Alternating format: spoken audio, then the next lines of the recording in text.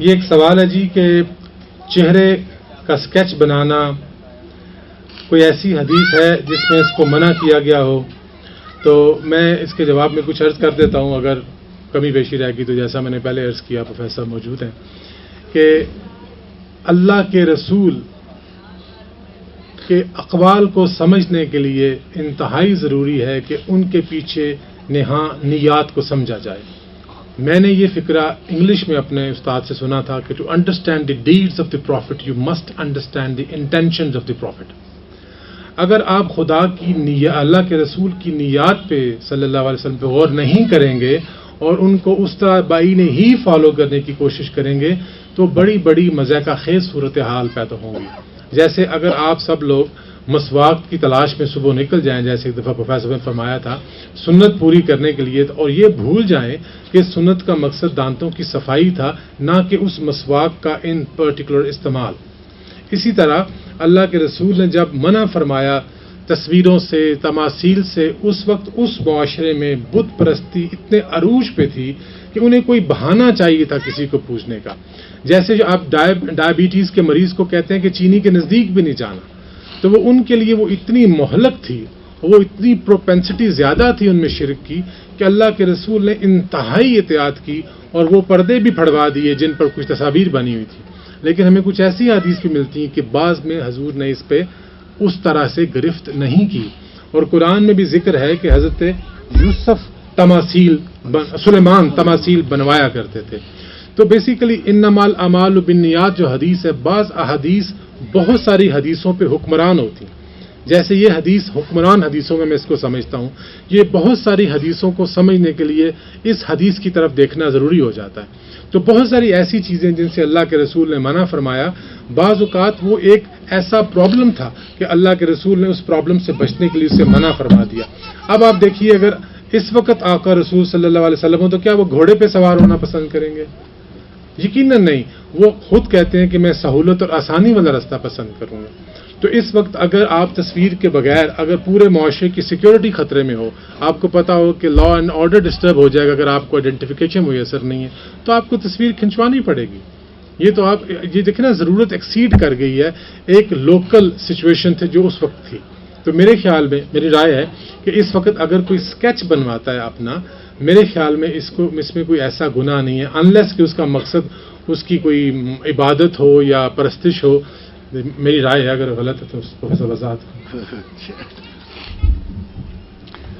اچھا، میں بنیادی طور پہ اگر آپ دیکھیں تو اللہ کے ناموں میں ایک نام ہے واللہ الخالق الباری المصور، کہ وہ تصویر کش ہے۔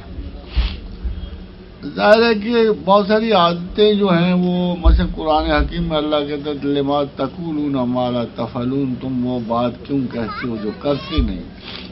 اسی طرح اللہ ظاہر ہے ایک کام جو بڑے شوق سے آپ کے بارے میں کیا جاتا ہے، جو کر رہا ہے، اس سے آپ کو شاید اس طرح منع نہیں کر رہا جس طرح اسے اصولاً کرنا چاہیے کہ یہ گناہ ہے۔ کیونکہ ظاہر ہے کہ ہم لوگ سب جانتے ہیں کہ خدا مصور ہے اور جو بھی تصویر کھینچ رہا ہے، اور یہ پرانے زمانے میں تصویر کھینچنا، حضرت ابوبکر صدیق کو اپنے دورہ فلسطین میں ایک راہب نے وہ تمام تصویریں دکھائیں جو پیغمبران کریم کی بنی ہوئی تھی اور جس پہ وہ لکھا ہوا تھا۔ مگر جب تصویر ہمانی عبادت ہو جائے تو وہ یقیناً ایک جرم بن جاتا ہے۔ جب تصویریں عبادات کے کام آنی شروع ہو جائیں، اور بعض اوقات انسان جو ہے ایک تصویر کو امپریشن سے بڑھ کر زیادہ اہمیت دینی شروع ہو جائے گا اور اس پہ کنسنٹریشن وارد ہو جائے گی، تو وہ یقیناً ایک جنرل اٹریکشن سے بڑھ کر آبسیشن بن جاتا ہے، اور آبسیشن جو ہے انسان کی ذہن کی بیماری ہے۔ تو ایسے اسکیچز کو لائک نہیں کیا جا سکتا۔ اگر آپ نے غور کیا ہو تو ابھی یورپ میں جو اسکیچز پہ جنگ شروع ہوگی ہمارے اور یورپینز کے درمیان، کہ انہوں نے رسول اللہ صلی اللہ علیہ وسلم کے اسکیچز بنائے۔ Now these are not called to be the general sketches، یہ کوئی تعریفیہ اسکیچز نہیں تھے، یہ کیریکیچرل اسکیچز تھے، استہزائیہ اسکیچ تھے۔ اب اس کا جواب دینے کے لیے مسلمان کیا کرتا؟ مسلمان کے پاس تو چارہ ہی کوئی نہیں، وہ حضرت عیسیٰ سے اتنی محبت کرتا، یا میں کہتا کہ چلو میں عیسیٰ کے اسکیچز بنا کے ان کو دے دیتا ہوں کہ تاکہ ان کو بھی تھوڑا سا غصہ آئے. مگر سوال یہ ہے کہ ان کو تو اتنی عقیدت ہی نہیں ہے اپنے پروفٹ کے ساتھ. وہ تو اپنے پروفٹس کو ہر جائز اور ناجائز کام میں استعمال کرتے پھرتے ہیں. ان کو تو کوئی اتنی عقیدت نہیں ہے کہ وہ جتنی ہمیں اپنے رسول سے پیار ہے اور جتنا عشق ہمیں محمد رسول اللہ سے ہے، چاہے ظاہراً ہے یا باطناً ہے، اتنا کسی اور مذہب والے کو اپنے پیغمبر سے نہیں ہے. اب دیکھیے مہاتما سدھارتھا بدھا جب وفات پائے تو انہوں نے ایک بہت بڑا آرڈر چھوڑا، جسے ہمیں مہایانا اور ہنایانا آرڈر چھوڑا. ہنایانا آرڈر میں کوئی تصویر نہیں، کوئی بت نہیں، کوئی فگر ورشپ نہیں، اور یہ بالکل انتہائی پیورٹنس بدھسٹ ہے.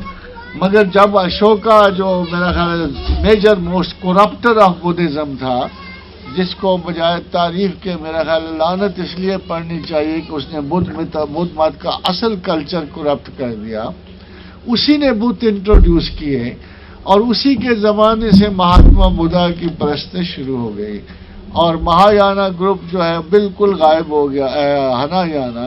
اور اس وقت ساری دنیا پہ بدھ مت کا مہایانا گروپ جو ہے وہ رول کر رہا ہے. تو یہ جتنی جو یہ تصویر جو ہے یا تصویر کشی جو ہے، یہ اس وقت تک تو ٹھیک ہے جب تک غالب کے شعر میں سیکھے ہیں محرخوں کے لیے ہم مصوری تقریب کچھ تو بہر ملاقات چاہیے. اگر بات اس سے آگے بڑھ جائے تو فطرتاً گناہ ہو جاتی ہے.